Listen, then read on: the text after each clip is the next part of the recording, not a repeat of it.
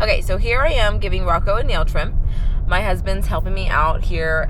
We're also using a lick mat that has suction cups on the back to stick to the window while we trim his nails. So when he's young and small like this, it's going to be a lot easier because we can kind of hold him up, and restraining him is going to be a lot more simple. So what my husband's doing right now is you can see kind of his arms are supporting the trunk of Rocco, so his legs kind of just dangle down, and his left hand is on his chest. You can kind of situate him however you want, as long as he feels like sturdy and comfortable. If they kind of feel like they're hanging around, they're going to get a lot more wiggly, but just to make them sturdy. But the other reason I like to have my husband's hand on his chest is because sometimes when they get a little more concerned or they start to wiggle or kind of check out and be done with it, if you give them a really calm scratch on the chest, sometimes that soothes puppies enough to kind of hang in there for the rest of the nail trim. But Rocco does incredible. He is barely fazed by what I'm doing at all. He checks in a few times, and when he does, I let him sniff the nail clippers. I kind of keep his foot in my hand. I ask my husband to give him a scratch. All those things. But Rocco's doing really, really well.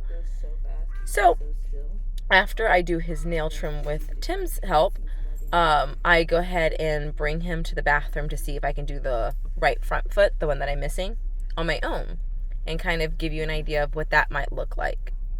But he does really well. He's very tolerant of us handling his feet, and he's unfazed for the most part. And so even here, when he stops licking, he's not really interested in me cutting his nails. He was just kind of looking around. So he does great. He doesn't seem bothered by it. So we'll keep it up to keep him used to this behavior and for it to become a normal part of his life. Okay, so here I have him on the floor. I have the lick mat on the floor. I could also stick it to the wall right there, but I thought we would try this first. And he's completely fine with me picking his foot up and go ahead and giving him nail trim. Honestly, the hardest part of this is finding his nails under his floof. He's fine, and he's really, really tolerant. If he was pulling away a little bit more, I'd probably give him a little bit more breaks, but he was handling a champ, so I just gave him one little break there, and I'm going to continue to do his last nail. So after I'm done, I go ahead and let him finish licking his lick mat. I don't want to pick it up just because we're done trimming his nails. I want to let him finish his treat. And I'm using this time to kind of run my hands around his body, around his neck, ears, his back legs. Sometimes that's a little weird for them. And he just thinks it's petting, but it's just part of us handling him when it's time to groom. Thank you. Okay, so here we are going to start with brushing. As soon as I sat down with the brush, he was really amped up, really excited, mouthing at the brush. So all we're going to kind of work through here in this session is making the brush kind of not that exciting. So I put it down in front of him while he's licking. He tried to go forward again, so I just handed him the lick mat to remind him this is what we're doing. But he did grab it, so I'm getting a little bit more chewy with it. So I'm just going to keep doing what I'm doing, reminding him that we have a lick mat, trying to bring those behaviors down, kind of calm him down. He's a little bit amped. So I start on his back, where I know that he's a lot more tolerant of it.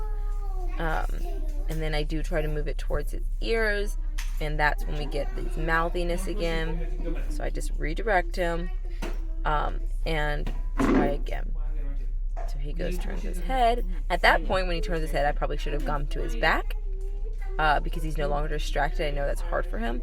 So that was kind of my learning curve there. So now I know that doing the harder parts, like his legs or his tail or his ears, I really want to focus on those when he's engaged in the lick mat. When he turns his head, I don't necessarily have to stop brushing, but maybe move to an easier spot on his body for him.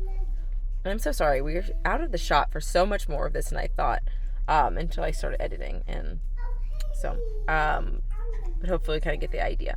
He does fairly well, and I don't find that the handling is the issue. I find this thing that he perceives as a chew thing being moved all over his body, and it gets him really excited. Versus nails aren't this like movement back and forth. It's me holding his foot and clipping in a much slower motion. So we'll just keep working on it, kind of like, I don't want to say desensitizing him to it, but getting used to the fact that this thing isn't a toy and it's a tool for me to use on you. And then we'll do things like this where we have him opt into it, and we practice some of these while you're licking. I brush you. If you want me to stop, I stop. And then we'll have other times where we have to pick burrs out of your fur, or we have to get something out of it, and we're going to have to do a little bit of light restraining. And him getting used to that is also very important, because there are times in our lives, like the vet and other moments, that you will be restrained, and it's not a scary thing. Hopefully he will trust us and people around him to not harm him, and he'll learn that sometimes restraint is the answer, and then sometimes it's not. Sometimes opting in is a great answer too. So we'll just work with both of those. Okay, so here's me and Rocco doing a little bit of play, and we like to play with our puppies for many different reasons. One of the reasons I'm focusing on here is trading.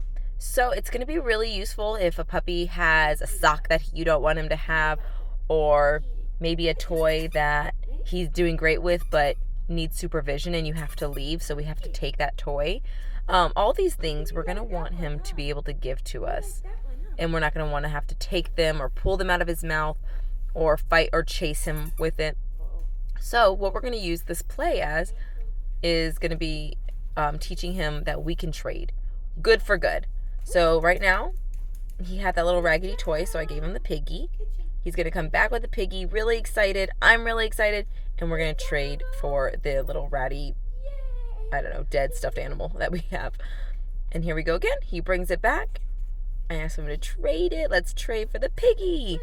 And all he's doing is playing and having fun, but it's going to start getting him used to this trading behavior that we do. And here we toss it out, and he goes, gets it.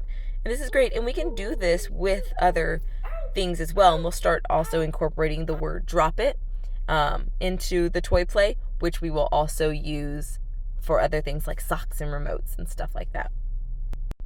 Okay, so here me and Rocco are at the park. It was a really busy day outside and also really nice. So we decided to take it to the park and work on a little bit of his passive socialization. So what that means is that since Rocco is young and it's not necessarily healthy or safe medical wise for him to be out into the world, it's also not great for his development to not experience these things in this time period where he's developing a lot of his knowledge of the world.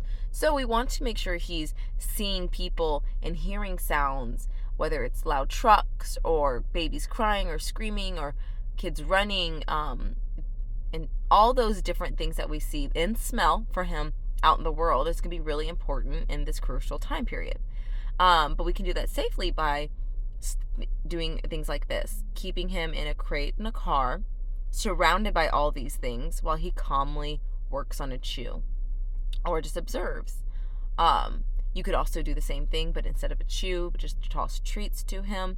Anything where he's observing and being part of this world and seeing all the new things, but from a safe distance where he's not exposed to germs or things that his little immune system isn't ready for yet. Here's the same thing. I just turned the angle to kind of show you what we're looking at. Kids running around, weird springy frogs flailing, all these things. This tarp up here, when it flaps, it makes a really loud sound. So it's a lot of different visual new stimulus, and also a lot of new smells. And he does great. He's completely content, relaxing, chewing on his chew. When he's done with his chew, he just watches, and he's very happy just watching. He doesn't get worked up or anxious or overexcited. And this is great. So doing things like this is going to be really helpful for him as he grows and develops kind of an understanding of this world. Other times you can do this as things like in your front yard while people walk by, and You can have him in a wagon. Lots of different ways to get him socialized without being completely thrown into the germs that are the world. Okay, so here I'm working on mopping. I noticed when I was mopping the other day, he got super jazzed and ran towards it. And at that point, I went ahead and popped him up because I wasn't able to sit and work with him.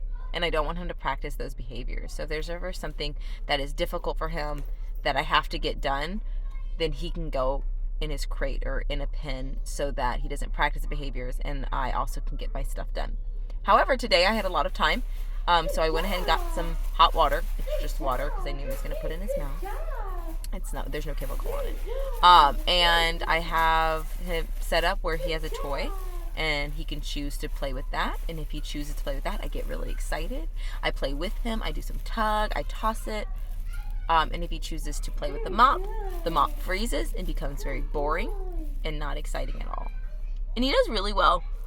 He's able to keep his mind on the toy. Here he goes over to my dog who's taking a nap and kind of sees what she's doing. And then he comes back and I see him coming, so I throw the toy. But he does get interested in the mop. I step on it, ask him not to do that. And then we engage in some play with this. And he does pretty well. So I'll keep doing this. I can do it with a lot of different things that I'm doing around the house. Setting up situations that are normal for me that he needs to practice on.